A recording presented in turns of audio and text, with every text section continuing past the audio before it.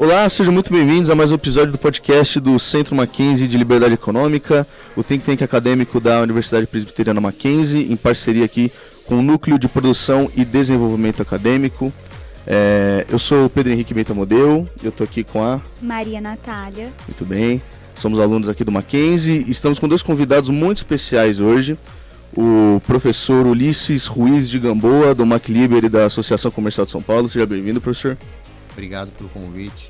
E como nosso segundo convidado, a gente tem aqui também a Bruna Maia, aqui do CCL. É um prazer estar aqui com vocês. Muito obrigado por terem aceito o nosso convite e estarem aqui com a gente hoje.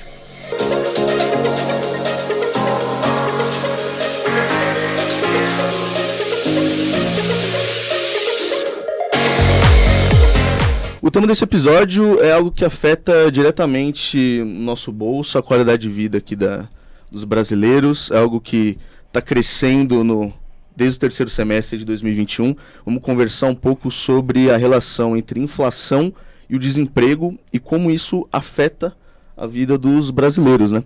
E para começar, professor, eu queria perguntar para você, para dar uma introdução aqui para o pessoal que está ouvindo, o que é inflação? Como é que a gente poderia definir inflação? Boa pergunta, porque muitas vezes, por não saber a definição correta, as pessoas confundem o fenômeno, né? A inflação, a definição mais precisa, é um aumento contínuo e generalizado dos preços. Então, em primeiro lugar, a gente não tem a inflação, sei lá, da maçã, a inflação do estacionamento no Mackenzie. A gente não tem, não é um aumento de preço de um só produto ou de poucos produtos ou serviços. É um fenômeno generalizado. Não é necessário que a gente esteja falando de aumento em 100% da cesta básica, de preços na cesta básica, mas é um aumento que tende a ser generalizado, quer dizer, você tem que ter é um fenômeno espraiado, então, em primeiro lugar. Em segundo lugar, ele é contínuo, então ele vai se acumulando como se fosse a taxa de juros, né? Que quando você não paga uma dívida que vai acumulando, a inflação também ela vai crescendo sobre a base anterior. Então, é um aumento generalizado e contínuo dos preços.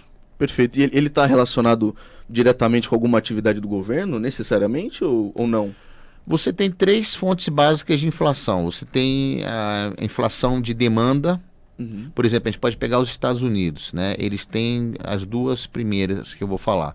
Eles têm inflação de demanda porque a política monetária americana e a política fiscal, elas foram muito, a gente diz em economia, expansionistas, quer dizer, houve muito aumento do gasto público, muita transferência de renda por conta aí da crise da Covid, mas houve um exacerbamento aí desse aumento de gasto público, principalmente na administração Biden. E em segundo lugar, desde a crise de 2008, o Banco Central americano vem também aumentando muito a quantidade de dinheiro da economia. Então, tudo isso, o aumento do gasto público que se transforma em renda, em pagamento de auxílios governamentais para as famílias, e o excesso de dinheiro na economia geram, por sua vez, um excesso de gasto. E esse excesso de despesa, de gasto, de procura, aumenta os preços. Na medida em que a procura aumenta mais que a oferta, é a lei da oferta e da procura, os preços vão aumentar. Então, a inflação de demanda é a primeira fonte. A segunda fonte é a inflação de custos. Então, a gente, no caso americano, por isso que é um bom exemplo, além de ter uma inflação de demanda, tem uma inflação de custos, porque com a Covid você teve a desestruturação de várias cadeias produtivas, falta de insumos, e com a guerra na Ucrânia isso se exacerbou. Então, preço de combustível, de energia subiu muito, falta de chips, de semicondutores. Então, tudo isso faz com que a produção nos países, né, também nos Estados Unidos e também no Brasil, a produção diminua, principalmente a produção industrial, e com menos produção a gente tem uma tendência a aumentar preços. E a terceira fonte de inflação mas é mais brasileiro, porque Estados Unidos não tem muito isso, nem Europa. Nós temos uma economia que ainda vive, é um resquício do nosso passado inflacionário, com uma excessiva correção monetária, né? Você vê, por exemplo, você vai alugar um imóvel, ou vai comprar um determinado serviço e tem na cláusula do contrato o reajuste para o IGPM, sendo que o IGPM é muito mais uma inflação no atacado que uma inflação em termos de custo de vida do consumidor. Então, estourou a guerra na Ucrânia, o preço do petróleo subiu muito e o teu aluguel sobe junto, que uma coisa que não tem nada a ver. Sim. Sim, e professor, você explicou agora para a gente que entre as causas da inflação estão justamente a demanda e o custo de produção. E além disso, a gente viu, principalmente por conta dessa parte de oferta e demanda, que tem um reflexo muito direto na parte do desemprego. Então, eu queria que você explicasse um pouquinho para a gente qual que é a relação da inflação com o desemprego. Tem uma relação inversamente proporcional, né? Então, quanto maior a taxa de inflação, a gente tem uma diminuição nas taxas de desemprego. Então, eu queria que você explicasse para a gente como é que isso se dá na realidade, principalmente do Brasil, e como é que a gente pode ver o impacto no dia a dia. Perfeito. Bom, essa relação foi descoberta há muitos anos atrás, na década de 50, por um estatístico chamado Arthur Phillips. Então, ficou conhecida como a curva de Phillips. Na verdade, ele fez variação do salário e desemprego. Então a ideia é que se o desemprego é muito alto, evidentemente os trabalhadores têm menos poder de barganha de pedir reajuste de salário. Então daí que você tem uma relação inversa e outros economistas famosos de orientação keynesiana, Paul Samuelson, que foi de qualquer forma um dos maiores economistas do século XX, Robert Solow, que ainda deve estar com quase 100 anos, ambos prêmio Nobel. Robert Solow foi também o pai das teorias de crescimento econômico modernas. Eles transformaram essa variação de salário em inflação, na base de dizer, olha, se o salário está aumentando, aumenta o custo de produção, isso repassa preços. Então tem uma relação entre essa variação, esse aumento de salários e inflação. Mas a ideia da relação entre inflação e desemprego, a gente está falando exatamente da inflação de demanda. Então, a inflação de demanda, o pessoal até brinca que é inflação alegrinha, porque ela provoca aumento o excesso de gasto privado ou público, né? Ou o excesso de gasto privado alimentado por transferências governamentais, por gasto público, enfim, por geração de renda a partir do gasto público, mas também isso pode ser um movimento autônomo do gasto privado. Essa inflação de demanda, ela provoca esse aumento do gasto, provoca aumento de preço, provoca inflação, mas provoca mais gasto e, portanto, um aumento na atividade econômica, porque se as pessoas estão gastando mais, no primeiro momento os preços sobem, no segundo momento você tem um incentivo a produzir. Então, aí o que acontece? Então, a ideia é que se você estimular muito o gasto da economia, o gasto público, o gasto privado, você pode ter aumento de preços, mas você terá um aumento da atividade econômica e, portanto, uma redução do desemprego. E durante muito tempo, isso nos anos 50, nos anos 60, ainda tem gente no Brasil que pensa assim, mas durante os anos 50 e 60, a inflação era considerada um custo da causa. Então, não, a gente tem que estimular a economia, fazer a economia crescer e tudo bem se tiver um pouco de inflação. Mas essa relação, ela tende a vigorar no chamado curto prazo, quer dizer, ela tende a vigorar por um tempo, mas com o passar do tempo, a inflação termina sendo a inimiga do emprego ou a amiga do desemprego, porque o que acontece é que a inflação desestrutura a economia, ela aumenta o risco, ela diminui a previsibilidade do empresário. Então, o que termina acontecendo é que, com o passar do tempo, a inflação provoca até um aumento do desemprego, né? Então esse é um ponto importante. Então a gente tem um exemplo, o exemplo americano é claro, né? No começo, beleza, a economia americana está crescendo a 4%, para eles é uma taxa de crescimento econômico muito alta, porque secularmente a economia americana cresce a 2%, isso já há mais de século, então está crescendo a 4%, quer dizer, está bombando, mas tudo bem, está aumentando a inflação, mas está crescendo muito. Então,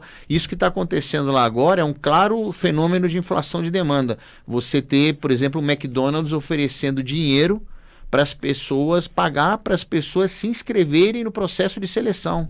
Nem sequer para trabalhar, para se inscrever, porque aí você tem também um outro fenômeno, que o auxílio governamental é tão generoso que você desincentiva o trabalho, né? Então também tem esse problema. Uma coisa que aconteceu na Europa nos anos 80, mas basicamente a gente poderia ter essa relação, mas quando estamos falando de uma inflação de demanda. Por exemplo, no caso da inflação de custos, a gente tem um outro fenômeno que chama estagflação. Quer dizer, você tem queda da atividade econômica ou redução ou menor crescimento da atividade econômica, porque os custos de produção crescem muito e em determinados momentos o repasse é difícil, né? Principalmente quando as vendas estão baixas, e os preços sobem. Então, por exemplo, o efeito da guerra na Ucrânia, se falou na Inglaterra, está se falando da Europa, Brasil, foi um efeito de reduzir o crescimento da atividade, no primeiro momento pelo menos, da atividade econômica, e ao mesmo tempo provocar aumentos de preços, a inflação pelo aumento de preço de energia, de combustíveis, aumento de preço de insumos importados.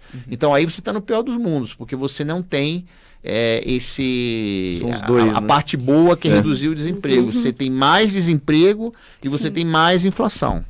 E o que você acha que a gente pode fazer para aproveitar essa demanda e criar novas oportunidades de emprego? Quem sabe mudar no preço de custo, porque a gente tem uma demanda maior. E como que a gente pode fazer para essa oferta acompanhar esse aumento na demanda? Bem, é uma boa pergunta, né? Acho que vem bem a calhar. A questão aí é o seguinte: a política econômica, em geral, ela é uma política que mexe mais com a parte da demanda, com a parte do gasto total da economia. Uma política monetária, por exemplo, o Banco Central aumenta a taxa básica, isso diminui consumo, diminui investimento produtivo, então você está falando de afetar a parte de gastos, né? A política fiscal também é a mesma coisa.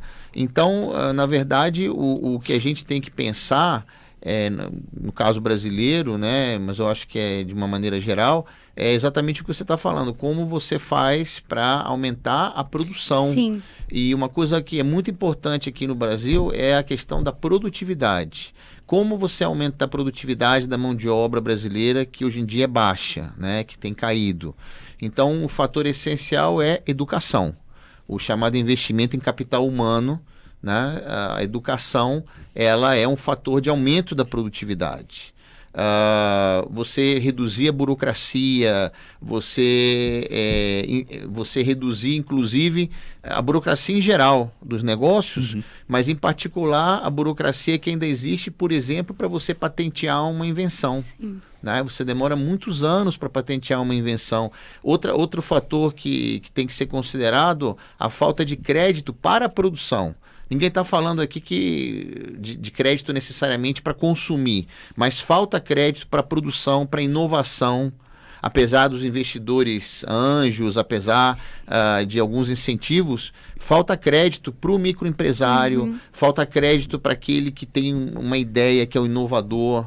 Né? Então é muito interessante. Tem um livro que fala muito sobre tudo isso, que é até uma recomendação aqui para quem está assistindo a nossa conversa, chama-se Por que as Nações Fracassam, de dois economistas muito conhecidos, o Daron Acemoglu e o John Robinson, fruto de anos de pesquisa dos dois, e eles contam, por exemplo, o exemplo do Thomas Edison,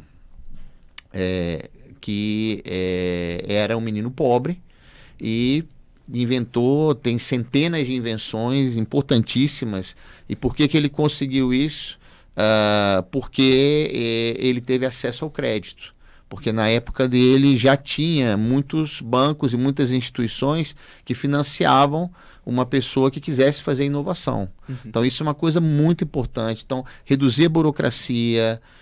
Acho que a gente tem avançado um tanto nisso, mas continuar reduzindo a burocracia, continuar reduzindo a carga tributária, que afeta as empresas, que é muito elevada, é muito mais elevada até que a carga tributária geral. Tem setores da indústria que chegam a pagar metade do faturamento em encargos, né? A burocracia também é algo que emperra muito, e a questão importantíssima da educação. Sim. Então, a gente poderia dizer que é um investimento menos ativo, no sentido de estimular a economia pelo lado do governo, do Estado? É algo mais relacionado com facilitar o ambiente de negócios, que até se relaciona com o nosso último episódio, do que necessariamente você, enfim, focar nessa questão da demanda que a gente está comentando? as políticas de demanda, elas são de curto prazo. Essas políticas de oferta que a gente estava conversando, são todas de longa maturação. Sim. Né? Você, por exemplo, fazer uma reforma educacional, melhorar a educação, você só vai ver daqui a 15, 20 anos os resultados. É mais difícil de vender isso também. Difícil, né? E é difícil também, seja qual for o partido político, se engajar nessa tarefa, porque os louros das reformas vão ser colhidos daqui a muito tempo, e pode ser colhidos pelo partido da situação daquele momento, que vai dizer que ele que fez. Então, assim, é uma questão de incentivos, mas é uma questão muito importante, inclusive, para reduzir as desigualdades. Quer dizer, a educação foi a chave para o crescimento da Coreia do Sul. A Coreia do Sul era um país que só plantava arroz, digamos assim, nos anos 80, né? Um caso famoso. E tinha metade da renda por habitante brasileira. Hoje tem mais de 2 vezes a renda por habitante do Brasil. E é um país que se modernizou, é um país que cresceu, não só baseado no investimento produtivo, infraestrutura, mas também muito investimento em educação. Isso é fundamental. Educação de base. Educação de base, fundamental. Melhorar a educação. Aqui no Brasil, nós somos um dos únicos países, se não formos o único, que tem tantas matérias no ensino médio. Sim, é verdade. E matérias... Então, assim, os outros países focam em ensinar linguagem e matemática. Sim. E daí para frente a pessoa vai se desenvolvendo. Então, tem muita coisa a ser feita, mas eu acho que, aproveito para dizer, minha visão, o Brasil tem que se modernizar. Sim, com certeza. Nós ainda somos prisioneiros de instituições centenárias que foram criadas pelo Getúlio Vargas nos anos 30, quando você tinha um Brasil que era um país agrícola. Já passou de ser um país agrícola para industrial e para um país cujos serviços são o setor mais importante. Então o Brasil tem que se modernizar. E aí vamos bater naquela tecla das reformas estruturais. Sim.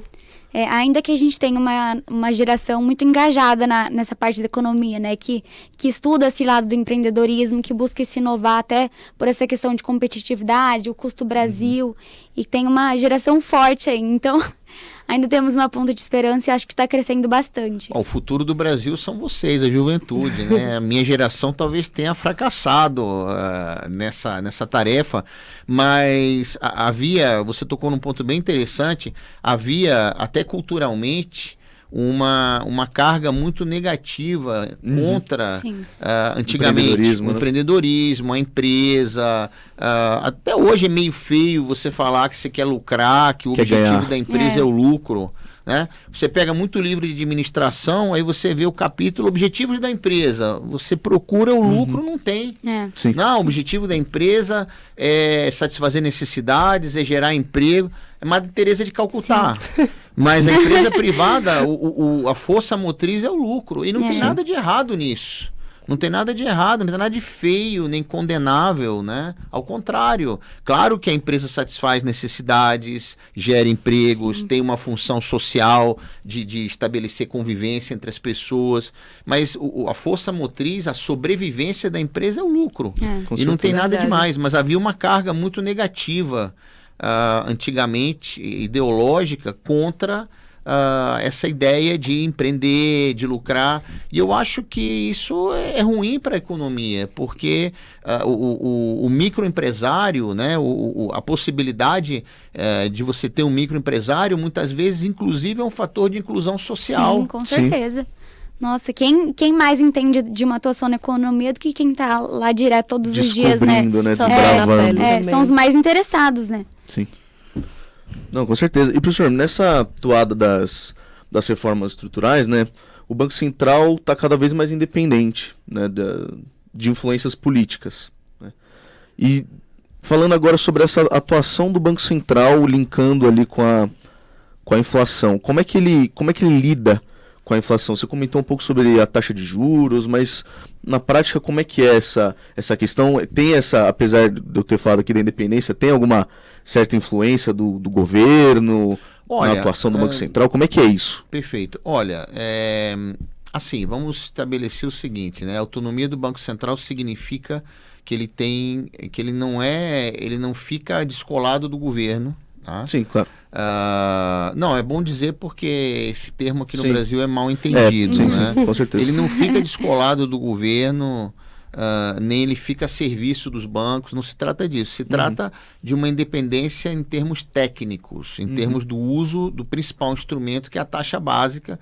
Assim, para todo mundo entender, o Banco Central mexe na taxa básica e como ela é a taxa básica, ela termina influenciando as demais. Então, se ele aumenta, as outras taxas de juros terminam aumentando. Então, com isso, ele contém o gasto. Então, o Banco Central, não só no Brasil, né, hoje em dia se aceita como boa prática de política monetária o uso de uma taxa básica para controlar a inflação via gasto, via demanda. E então, como é que você definiria a taxa de juros, professor, para quem está escutando a gente aqui? O que é a taxa de juros? A taxa de juros, assim, de forma bem simples, ela é o preço do crédito. Né? Então, se o Banco Central quer segurar a inflação, mesmo que seja uma inflação de custos, né? Que, inclusive nos Estados Unidos, durante um tempo, o Banco Central americano, o famoso Fed, deveria ser a Fed, né? Porque é a Reserva Federal, mas enfim, o pessoal chama o Fed aqui. Mas o Banco Central americano, ele custou um pouco a se dar conta que ele tinha os dois focos de inflação. Não, é inflação de custos, então não tem que fazer muita coisa, não. Mas a questão, e eu concordo com o Banco Central brasileiro, que você tem que evitar o repasse do aumento de custos para preço. Então, embora seja um remédio amargo, a atuação do Banco Central, na minha opinião, foi correta. A gente pode, claro, sempre pode ter a pergunta, será que ele demorou a atuar? Será que ele está exagerando na dose, no aumento de juros? Será que não já está bom, né, de dar uma parada? Enfim, a gente pode discutir isso aí, mas não dá para dizer que a atuação do Banco Central tenha sido errada.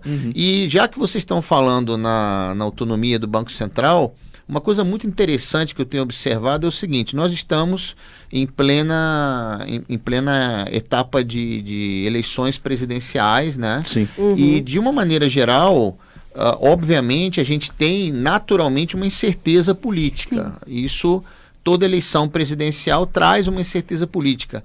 E é interessante observar, se a gente comparar com outras ocasiões, com outros períodos eleitorais, é interessante que não está havendo um reflexo negativo na economia em termos de incerteza, em termos de percepção de risco.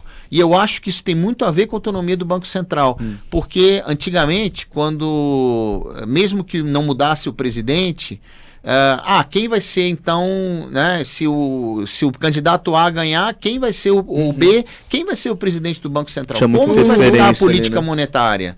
Então, isso essa dúvida já não existe, porque o presidente do Banco Central, que faz um excelente trabalho, e alguns diretores vão permanecer até a metade do próximo mandato. Então, você realmente reduz bastante a influência política e mais do que isso, você reduz a incerteza. E isso é muito importante para a economia evoluir de uma forma adequada. Que era um dos pontos que a gente estava comentando, né? A questão da incerteza para os empreendedores. E a partir do segundo semestre de 2021, a gente viu que as taxas de desemprego e da inflação aumentaram mais de 10%. O que você acha que, além da pandemia, foi um fator que desenfreou esse aumento e esse impacto tão grande na população e que a gente sentiu no bolso de todo mundo? O que você acha que, além da pandemia, mudou assim, no cotidiano das pessoas para que essa taxa aumentasse? Desculpa, a pergunta é por que a taxa de inflação e desemprego está aumentando? Isso. Sim. Apesar da não pandemia. Tendo a relação negativa, né? Sim. Isso. Porque Milton Friedman e Edmund Phelps, nos anos 60, eles foram os pais do chamado modelo monetarista, né? Que todo mundo quer matar, mas ele ainda continua vivo e assim, com uma idade avançada, mas ele continua funcionando. Então, esse modelo mostrou que o que acontece? Na medida que as pessoas aumentam a expectativa de inflação, você pode ter esse crescimento paralelo entre inflação e desemprego. Então, se as pessoas aumentam a expectativa de inflação, você vai realimentando, ainda mais aqui no Brasil com os reajustes, e isso passou a ocorrer naturalmente porque você teve esse choque de inflação, primeiro com a Covid e depois com a guerra na Ucrânia. Uhum. Então, em primeiro lugar, a gente teve, né, o que a gente está falando aqui, uma inflação de custos, em que você pode ter uma situação que aí foge da curva de Phillips, porque a curva de Phillips ela foi pensada para uma inflação de demanda. Uhum. Os economistas até o final dos anos 70, ou até os anos 70, os economistas não olhavam para a inflação de custos.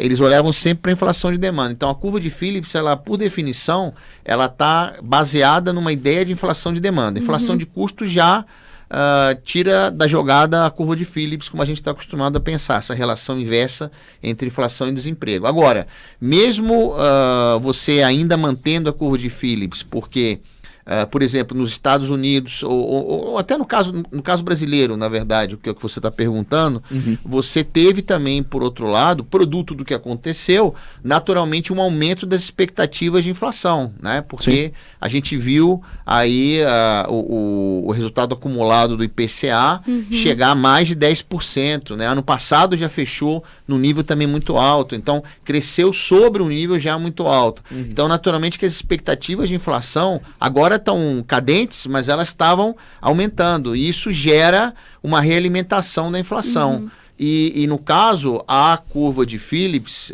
os monetaristas descobriram que ela se desloca. E você pode ter esse fenômeno de aumento de inflação, aumento de desemprego. É até interessante porque anteriormente foi uma discussão há uns anos atrás no Banco Central americano, por que estava ocorrendo o contrário, a inflação diminuindo e o desemprego diminuindo, porque as expectativas de inflação estavam diminuindo. Então, as expectativas de inflação também podem alterar essa relação entre inflação e desemprego. Muito legal você explicar isso, porque não é uma questão muito intuitiva, né? Então, a gente não, às vezes não relaciona uma coisa com a outra, ou pelo fato de ser inversamente proporcional, mas que também não é estável, né? Então, tem sempre uma mudança, enfim, faz parte da economia. Faz parte. E, Bruna, você é estudante, você mora sozinha aqui em São Paulo, você sentiu no bolso? Com certeza, eu vim morar aqui em São Paulo desde o início do ano, cheguei aqui em São Paulo, sou de Natal. Já pra vir pra cá pra se organizar já todo, meu Deus, lá é muito mais caro, morar aqui em São Paulo já é muito mais caro do que morar na minha cidade, então a gente teve que se organizar mais ainda, e aí com essa inflação maior ainda, a gente sente completamente no bolso, tem que ficar mudando, às vezes, a marca que você vai comprar algum produto, você sente principalmente quando você tá lá na hora do supermercado para você escolher os produtos que você vai levar para casa, porque querendo ou não, você não quer levar um produto com a qualidade baixa, mas você também não quer levar com preço muito alto, né? E aí, estamos sentindo isso diariamente. Eu moro, hoje em dia, divido o meu apartamento, e aí a gente tenta fazer, se ajudar, que a gente tenta fazer, e por enquanto tá dando certo, mas ninguém sabe, né? É assim mesmo. Aí você saiu de Natal, veio pra São Paulo e ainda contou com o aumento da inflação. Diga aí. Nem isso pra ajudar? Nem isso pra ajudar. Assim, quando eu vim pra cá, eu passei aqui da Mackenzie em 2020, passei um ano online, e aí já deu pra dar uma organizada, porque como a gente passa um ano online, a gente já vai se organizando, porque, querendo ou não, né? É um pouquinho mais caro o custo de vida aqui do que lá. E já linkando isso com a questão do desemprego, você está trabalhando, está estagiando? Eu estagio aqui na Agência Júnior de Comunicação Mackenzie. Legal. A gente é uma agência sem fins lucrativos com clientes reais, inclusive o Semelier. É um prazer estar aqui. E, assim, Mas, inclusive, a menina que mora junto comigo, vocês estavam falando de empreendedorismo e tudo mais, ela também é de Natal e ela é empreendedora, tem uma loja chamada Goya, é uma loja de lenços. Legal. Então, assim, é a minha visão como tendo chegado aqui agora e tudo mais, mas também a visão dela como empreendedor. Que como eu moro com ela, todo o dia a dia a gente percebe, né? Às vezes ela deixa muito para sair de casa para cuidar mais da loja dela, ela às vezes dá consultoria com relação ao empreendedorismo para ver se consegue gerar mais lucro para a loja dela, para retornar tudo. Então, todo mundo tenta arranjar, fazer o jeitinho brasileiro, né? Sim. O famoso jeitinho brasileiro de dar um jeitinho em tudo para tentar contornar essa situação. E ela sentiu muito? Com certeza. Ela também mora aqui, ela é de Natal, então assim, a gente vai tentando se organizar e eu acredito que no início ela começou com... O pai dela deu um empréstimo para ela. E aí ela começou a criar outras formas de juntar o seu próprio dinheiro para conseguir alavancar seu negócio. Então, mas ao mesmo tempo é aquilo. A inflação está aumentando, como é que eu faço? E agora? Vai quebrar? Como é que eu faço? Tem que mudar o fornecedor. Exato. Tem que mudar o fornecedor, tem que fazer tudo de novo. Inclusive, ela estava mudando de fornecedor essa semana por causa disso. É bem complicado, mas a gente sempre dá um jeitinho de dar certo. Sim, com certeza. Impacta diretamente, né? É interessante ver como a teoria se aplica, né, na vida cotidiana, né? Com certeza. Eu tava tendo uma aula aqui com o professor Ulisses. É tão bom ouvir isso e assim, falando agora como leiga, eu não entendia quase nada. E é muito bom, principalmente as pessoas entenderem a importância de tudo isso que você estava falando.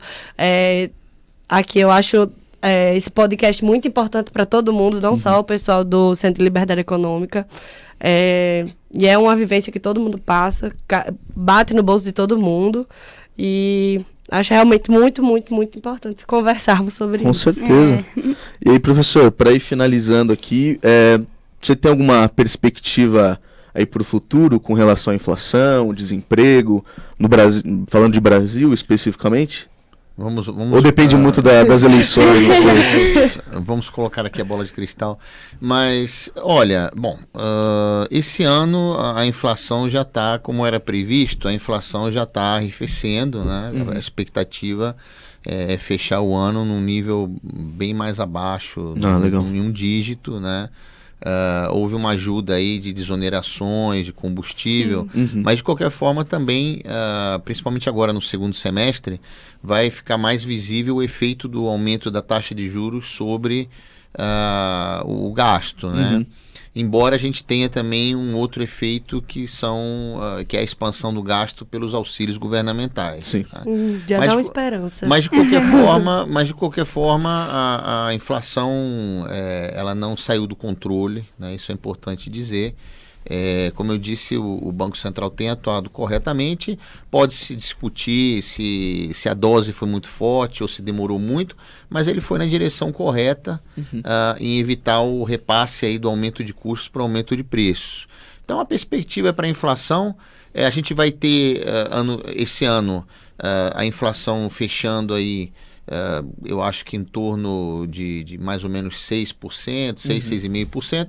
Ano que vem, uma inflação talvez aí ainda na casa dos 4,5%, 5%, porque a gente tem muita correção monetária. Sim. Então, uma parte dessa inflação mais alta desse ano, ela vai ficar de herança no próximo ano, mas eu acho que eu não vejo problemática a situação da inflação. Com relação ao emprego, a gente está tendo aí, em termos de atividade econômica, nesse ano atual, uma surpresa até positiva. O PIB, a atividade econômica vai fechar com um crescimento acima do que estava se esperando. Agora, para o ano que vem, a perspectiva, e isso afeta naturalmente o emprego, né? O desemprego está diminuindo.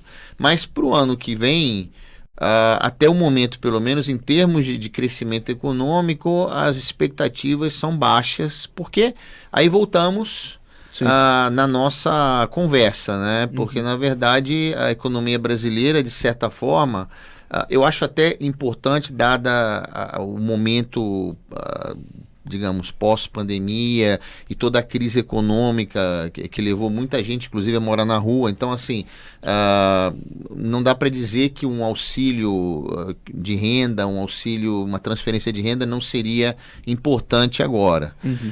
Mas, de qualquer forma, isso anaboliza, deixa a economia mais anabolizada. Sim, Sem esse anabolizante no próximo ano, a capacidade de crescimento da economia brasileira, sem fazer as reformas, sem ter esses ganhos de produtividade, é baixa. Certo. Então, assim, a gente tem uma perspectiva de um crescimento que eu acho que, na melhor das hipóteses, vai chegar ano que vem a 1%. Aliás, a gente está nessa tecla do 1%.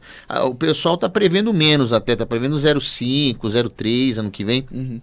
Mas esse crescimento de 1% é o que a gente tinha em 2017, 2018, 2019. Sim. O Brasil praticamente, 2020, teve uma queda muito grande, né, por causa da Covid. E 2021, um crescimento forte, mas aí sobre uma base que caiu muito. Se você limpar, é mais ou menos 1% de crescimento, por aí, 1,5%. Esse ano está crescendo um pouco acima. Ano que vem, a perspectiva até o momento, né? Mas a economia não é uma ciência exata. Então, naturalmente que vai depender do resultado das eleições, vai depender da política econômica. A política monetária vai continuar sendo mais ou menos parecida, né? A mesma, mas a política fiscal. O grande desafio do Brasil é o desafio fiscal. Então, assim, queria até aproveitar, já que eu também sou historiador econômico, eu queria aproveitar para mencionar o seguinte: nós comemoramos há pouco tempo os 200 anos de independência. E, por incrível que pareça, o único período em que o governo brasileiro teve contas públicas saudáveis, eu estou falando não num ano determinado, mas ao longo do período completo, por incrível que pareça, foi o Brasil Império. Olha lá. E uma coisa que pouca gente sabe, que Dom Pedro I era obcecado pelo ajuste fiscal. Ele foi o pai de todos os ajustes fiscais, e a Constituição de 1824 é uma Constituição que ele dividiu o poder dele de decidir sobre gasto, impostos e endividamento público com a Câmara de Deputados e o Senado. Então ele limitou, né? Era um movimento que já acontecia na Europa, ok? Mas ele limitou o poder, o próprio poder dele, porque foi uma Constituição outorgada, e ele ficava muito preocupado, ele limitou o poder dele de decidir sobre a política fiscal. Então a República, e aqui eu não estou, por favor, tecendo comparações entre monarquia e república, não se trata disso, mas é fruto até da minha tese de doutorado, por isso que eu estou mencionando. A República, ela até o momento, ela falhou nessa questão da solvência fiscal. E é o grande... Por que eu estou falando isso? Porque é o grande desafio da economia brasileira daqui para diante. E sem uma economia fiscalmente saudável, sem um governo com contas saudáveis, você não consegue modernizar o país, você não consegue crescer, você não consegue dar lugar para o empreendedorismo, para o investimento produtivo, para tudo que a gente está conversando. A gente precisa urgentemente, o Brasil tem um encontro marcado com um ajuste fiscal em algum momento. Perfeito. Então, assim, a gente está chegando aqui ao final de mais um episódio do podcast do Centro Mackenzie de Liberdade Econômica. Queria agradecer mais uma vez a presença de vocês aqui conosco, convidados aqui para falar sobre inflação, desemprego, temas muito importantes. Fique ligado aí nos próximos episódios e nos sigam nas nossas redes sociais, LinkedIn, Instagram, Facebook. E até o próximo programa. Obrigado. Obrigado, Ulisses. Obrigado, Bruna. Obrigado. Foi um prazer. Estamos às ordens aqui no Centro Mackenzie de Liberdade. Muito bom a conversa. Valeu. Tchau.